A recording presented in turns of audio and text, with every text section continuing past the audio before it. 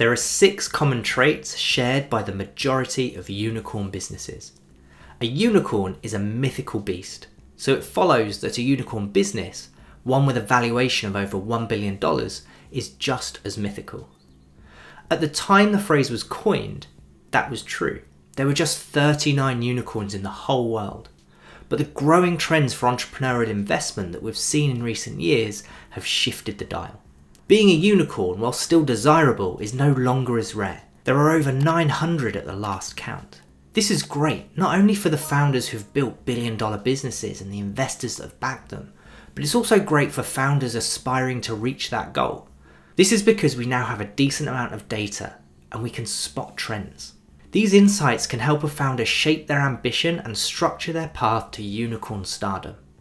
So let's dissect some unicorns and look at 6 common traits. The first is that the reputation of your early stage investors really matters. Over 60% of unicorns raised a seed or Series A round from a Tier 1 VC firm, while only 18% of the other startups managed to do the same. So it seems that attracting the right investors early on gives you the very best chance of success. The next insight is perhaps quite surprising. It's widely understood that previous entrepreneurial experience is important in any new venture.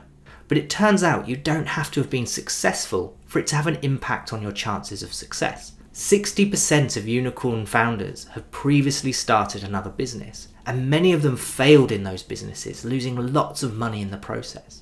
Rather than being scared off by a founder's previous failures, the data suggests that many investors realise that these failures act as a stepping stone towards eventual success. Now, we've already covered how unicorns attract top talent from the very start, so perhaps it goes without saying that they also raise large rounds from the very beginning too. The data suggests that unicorn companies tend to raise twice as much as non-unicorns in their first round of funding, and more than 3 times as much in their second round. For the fourth trend, we start to look at the common proposition shared by unicorns. Overwhelmingly, unicorn businesses were much more likely to save their customers time and money.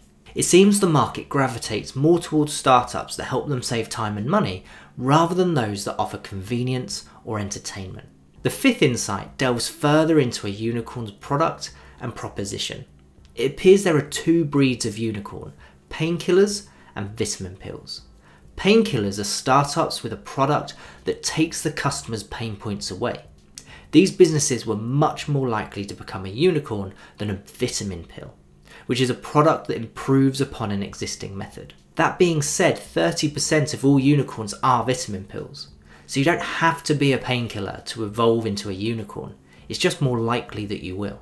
Finally, the size of the market really matters. Startups operating in large markets at the time of funding were much more likely to become unicorns.